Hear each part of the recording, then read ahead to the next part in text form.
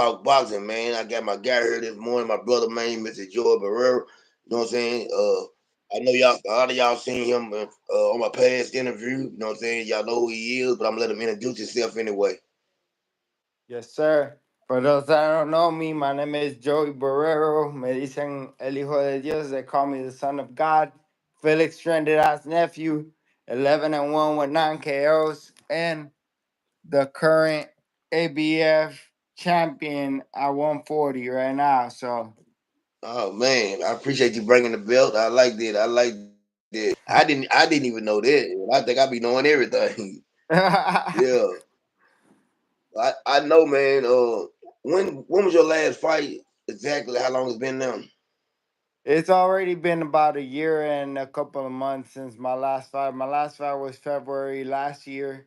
So, I mean, I've been on track to get him back into the ring on May 11th or May 18th. That's what we're waiting for. We had a fight scheduled April 20th here in Puerto Rico.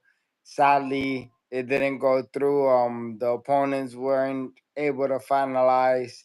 They didn't sign the contract, so they just moved the date, and we're hoping that May 18th, the latest, we can get a fight. If not, we gotta wait all the way till June. Always June, yeah. So I know you're definitely itching to get back in the ring, but I'm sure you're keeping up with your training right now, doing everything you got to do. Yes, sir. No, I came over here to Puerto Rico, did training camp, started my training camp with Ivan Calderon. Got a great training camp with them going on.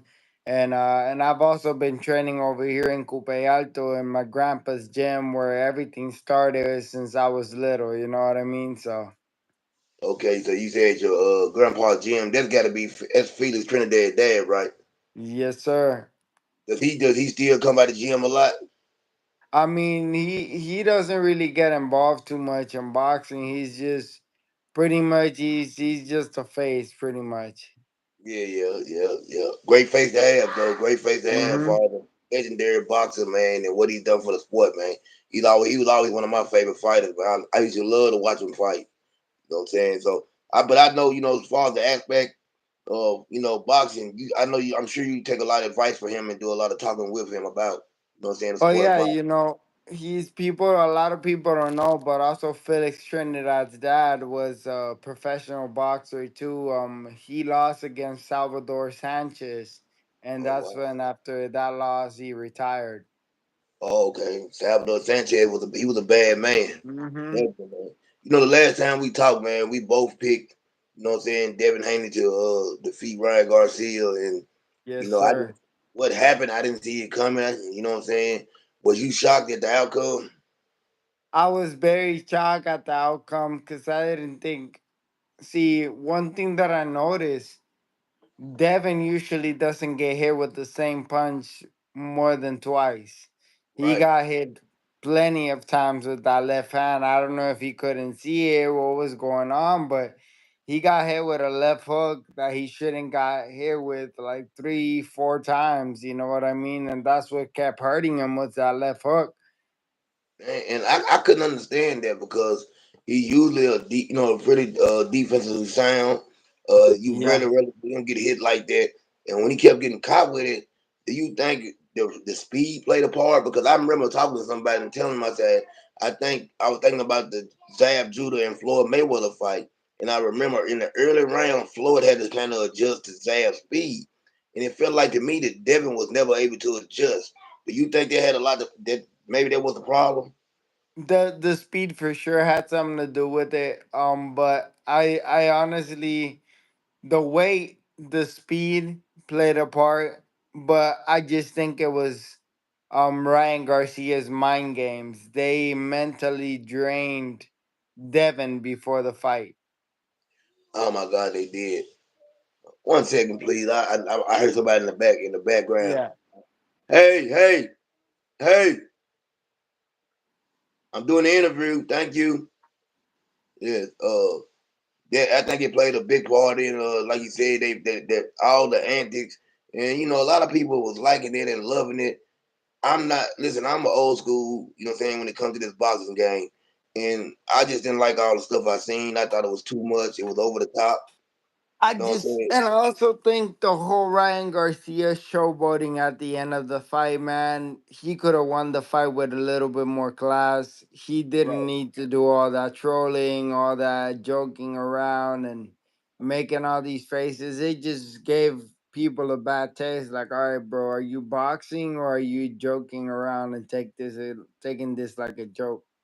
Yeah, I definitely agree with you. I feel like it was too much showboating, a lot of disrespect, a lot of things that I seen. I don't know. I feel like Devin maybe should take a year off. You know what I'm saying, and then before he comes back, because I know Reset. they're saying, Yep. you know what I'm saying, Sal. I think what his name, his next opponent, whoever is the number one contender is, they said that that's who Devin's next opponent will be. But I think he should take a year off. What do you think he should stay out for a little while and then come back? I think he should stay off for a little while. They want him to fight Subriel Matias, and I'm like, and Subriel is Puerto Rican, man. I love Subriel, but I will tell you this much: right now, at Devin's condition, Devin won't be able to beat Subriel coming off a loss like that. No, you got to be. If you're gonna get in there with somebody like him, you're gonna have to be, man, come, on a winning streak, mentally prepared, everything, the physicality, everything that comes with it.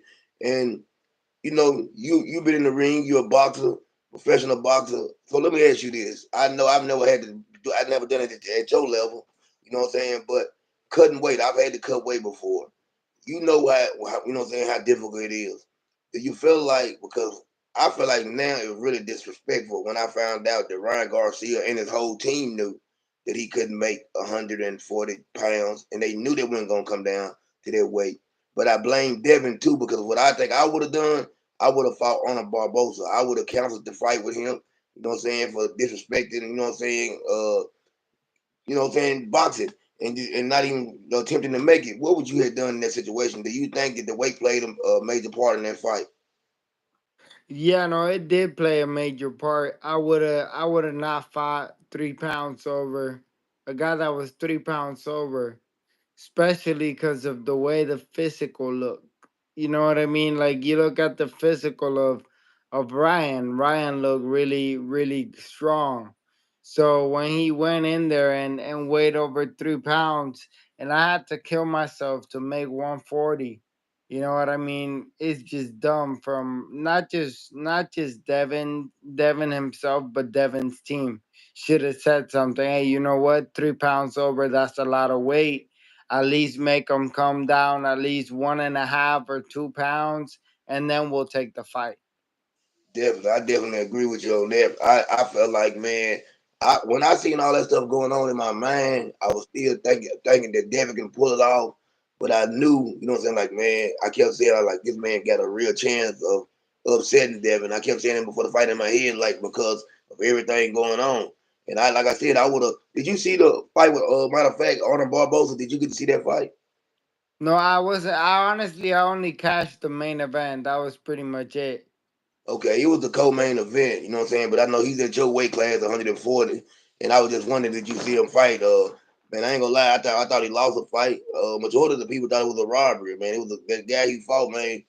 He fought an excellent fight, you know what I'm saying? I think it was from Ireland or something. I can't even think of his name. I wish I really knew his name to show him some It respect. was it was a French dude, right?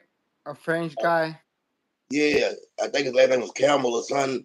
I just don't want to get it wrong, but the Yeah, guy. cause I think he is promoted by my promoter. My promoter co-promotes with that fighter now.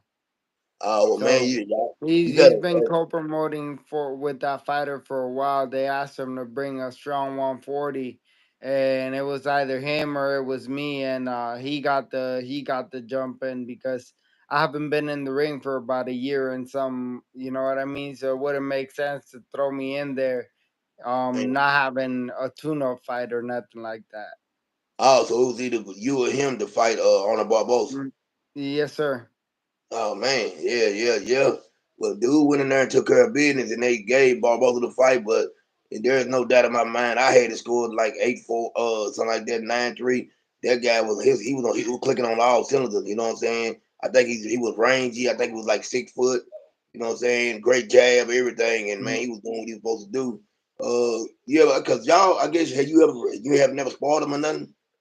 No, no, no. I just signed with this promotional company about I want to say like 6 months now. 6 months ago, I just signed with them, so we really haven't worked like for a long time. You know what I mean? It's just a promotional company that is really well known out there in New York City, and they sign fighters internationally and everything. So they're Okay, actually getting ready to start doing more events over here, but that's something that I'm keeping down in the loops right. until everything gets materialized.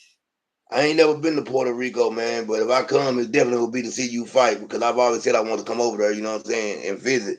So if I get the opportunity, it'll be when you know what I'm saying, have a fight. And are you thinking that your next fight will be in Puerto Rico? Well, not my very next fight, but hopefully by November we should already have something over here in the works. Because a lot of the people are starting to market this as one of the boxing. But it's like a boxing gold mine. That's what people are looking at it. A lot of promoters look at Jake Paul, what he did with the show with Amanda Serrano. I mean, they sold out a stadium, almost about 20,000 people.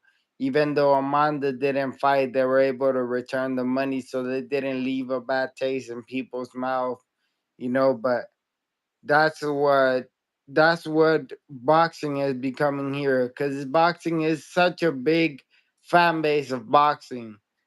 I don't know why people have never tapped into this market. And that's what I like about Jake Paul, that he's tapping into the Puerto Rican market, even though he's not Puerto Rican.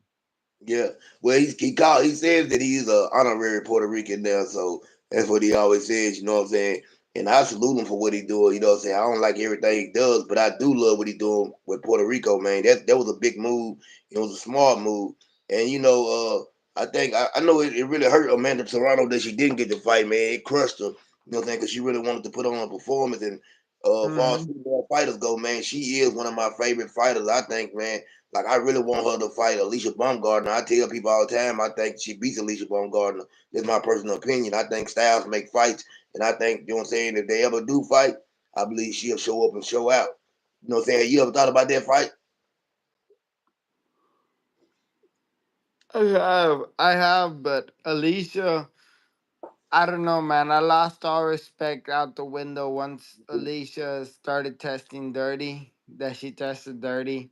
As a fighter, is like what I like. What one thing Mike Tyson said on a podcast: if you're a fighter and you test dirty for a substance, you should get charged with attempted murder, because that's somebody's life in there, bro. You're going. Like, I understand naturally being naturally strong and knocking people out. You can't do nothing about that.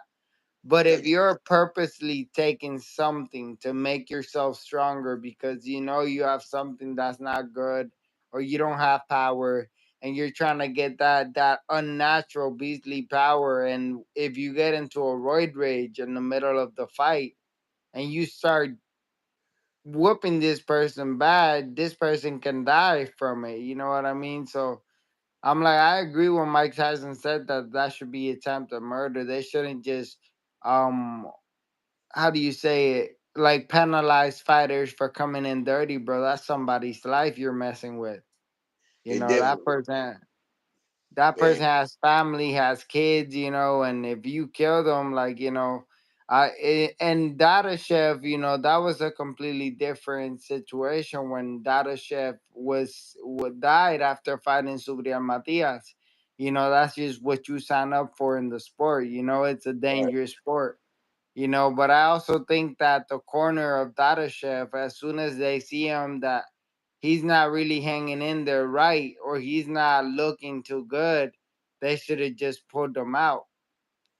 Yeah, I definitely agree with you. You should never.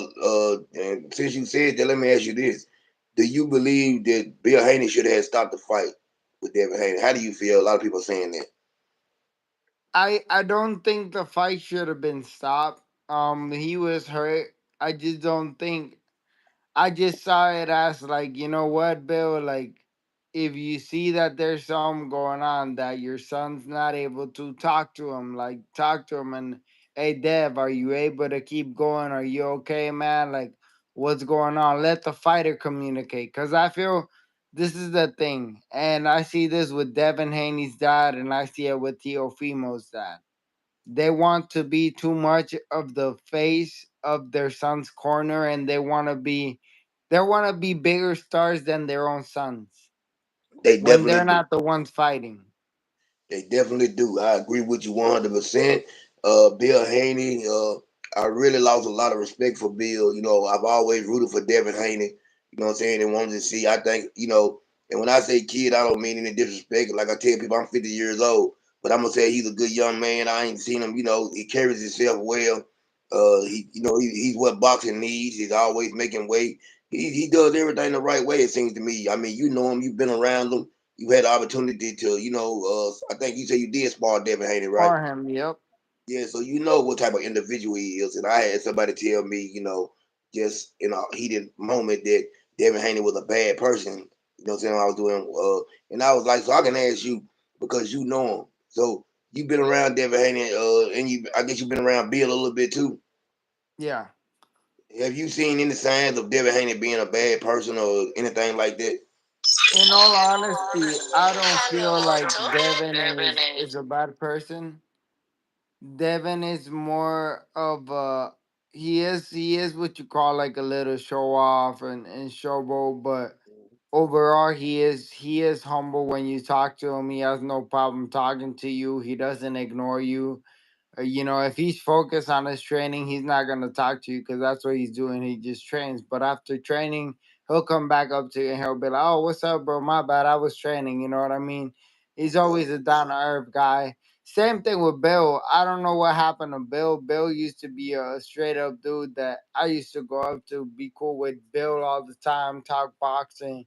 He'd be like, "Oh, what's up, champ? Like, how you doing, man? I see you're doing good with your career. Keep going, this and that." But like I said, man, I don't know what's happened in the last couple of days. Like even this whole thing with him arguing and disrespecting Mayweather. Like, there's no reason for him to do that, bro. Like, your son lost, and I understand, but don't be salty. There's a lot of fighters that have lost. I lost when I lost my first fight. I understand. I went to press. I understand what it is losing to a fighter. But the thing is, are you gonna let that loss define you as a fighter, or are you gonna keep going? Like look at Manny Pacquiao. Manny Pacquiao lost, I believe, was his 15th fight as a pro. Yes, Lost he it. did. Um, Another fighter, Bernard Hopkins, lost early on in his career, I think it and was his all first these, fight. With yeah. And look at this, and look at them now. They're Hall of Famers. They're boxing legends. They're engraved in boxing history. So him. did they let those early losses define them? No, they just kept pushing it, and that's the problem with a lot of the boxers now. They want to have that Floyd record, but you don't need that Floyd record to be great. Felix trended that after he lost. My uncle, after he lost a couple fights, he became one of the greatest fighters ever. You Yes, he know, did. yeah, like other fighters, Oscar De La Hoya lost a couple times, and look at him, he's engraved in boxing Hall of Fame too. It's all about what you do with what happened. It's not about what happened to you in your career. It's what are you gonna do. Like I definitely agree with you when you say Devin should take a year off and just he's still young. He's only 25, man. Just go back to the scoreboard, train, and work on things that he needs to work on. Definitely. Because I ain't gonna. I tell people like I hate when people say no, he don't need no rematch. He got beat to death. Listen, man, I watched the fight, and you're a professional boxer, and I've been in the ring. I know what I seen, and if you take away the knockdowns and stuff, Devin had his moments. You know what I'm saying? It's just like it Hmm. was like he got ran over. Like they try to compare it to the Earl Smith and Terrence Crawford. Terrence Crawford basically after the first round dominated that fight. You know what I'm saying? Earl never had a lot of moments, and I'm a big Earl Spence fan. But I got to tell the truth. There's a different situation. There's things Devin can do. Go back to the drawing board, like you said, and come back and be victorious. Also, like Exactly. son Devin just said yesterday, he felt like the weight played, a role in what Big took factor. place. Yep. So I think if you, yeah, I think what they should have done, if nothing else, I think Ryan Garcia, instead of trying to get an advantage because he's a social media driven type of individual, he should have told Devin them, look, we're not even Golden Boy, we're not even gonna fight for the belt, but because it's a big fight, let's do it at 143 and see if Devin would agree to it and his team. That should have been the right thing to do. Exactly. That's they should have just fought catchweight from the start. It would have been a whole different scenario. But the thing is, if you look at the way Oscar De La Hoya was at the weigh-ins, they all knew what they were doing. They Yeah, all they knew do. what they were doing. And Hmm. look at the shirt. One thing I said, I'm like, look at the shirt Oscar De La Hoya was wearing at the weigh-ins. I'm like, dude, how are you gonna wear the shirt of my uncle and like you can't wear that shirt out of way and it's gonna make it look bad, bro. You know what I mean? But I understand what he's trying to do. He's trying to make my uncle come out of retirement and do one exhibition match with him. I've heard rumors, plenty of rumors over here in Puerto Rico that they've been trying to make that fight happen for a while. So we'll see. Well, I mean, one thing about it, I know it's a rumor, but that's your uncle, and I know y'all close. Have you ever asked him about it? Oh, I asked him about it, and he's willing to go back in there and and deal with it, and he said it'll be the same outcome, but he just doesn't try to put his face too much out there in the boxing world. That's why his social medias and stuff, he doesn't really deal with them as much. Like you follow his page over here, nobody has pretty much been messing around with his page. I think him since 2018 or something like that. He has a big following. He just doesn't use it. Yeah, yeah, he's like the guy that in boxing that people want to talk to, but it's hard to get in, but it's hard to talk to him. Like as far as Hmm. boxing, I'm sure he does. Like you said, when you can when you're able to move away from boxing and still do well in life, a lot of times people do that. You know what I'm saying? Boxing is something that that he done. It was good to him. But like you said, I think he has a ranch and all that over there, right in Puerto Rico. Yeah, he has plenty of land over here. He has roosters, he has chickens. He just enjoys his life, enjoys his family. Cause I understand, man. I was there when I was little. Boxing took a lot of time away from his family, and I understand it now because right now I'm in Puerto Rico. My family's out there by themselves. You know Mm. what I mean? So when you leave your family for your sport is a big sacrifice, and it's not just once or twice. You gotta constantly do it every single fight. Or if you have a big event, you constantly gotta sacrifice that time. So like you miss like things like your kids' first steps or the time where your kids started to crawl or first words, things like that, and you don't get that time back, bro. That's one thing that I tell people. If you're gonna be in this sport, you gotta sacrifice a lot. And boxing is a selfish sport, man. It's a very selfish sport, but you can get a big reward from it if you're able to give that sacrifice to it. Man, you're right about that. People don't even know what come with it, and another fight coming up, and a lot of people. I just think it's gonna be a wash. I could be wrong. George Kambosos and Lomachenko. I I see Loma dominating boxing the heck out of George Cambosos. Yeah, you took the word right out of my mouth. I just think that's what's gonna happen. I don't think they're on the same level. I believe that man Lomachenko man is something, what I'm saying. Still he has something left. If he has anything left in the tank, which I think he does, because he stays in phenomenal shape. I just don't see this fight playing out good for George Kambosos. Uh I don't. I mean, I've never been really.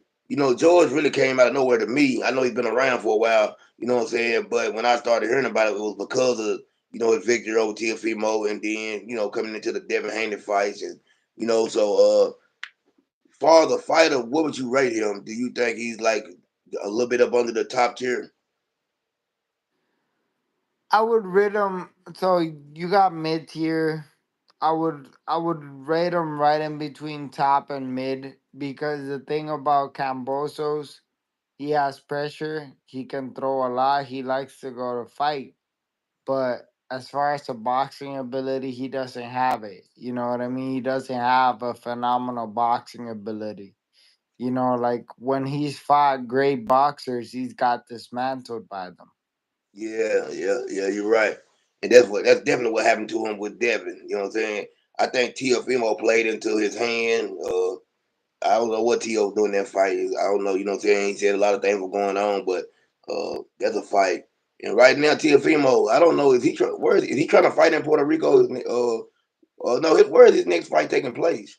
I honestly don't even know. Theo is somebody that I used to pay attention to, but not really anymore. It's like I really haven't been paying attention to Theo's career. Devin, yeah, because Devin, I was looking at him as a possible future opponent. You know, at the end of the day, regardless of the loss or whatever, you got to look at him, give him a respect. He's still the WBC champion. And at the end of the day, regardless if it's IBF, WBA, WBC, WBO, everybody wants that green belt around their waist because that's the original. That's the OG belt, man. That's the one that really means something.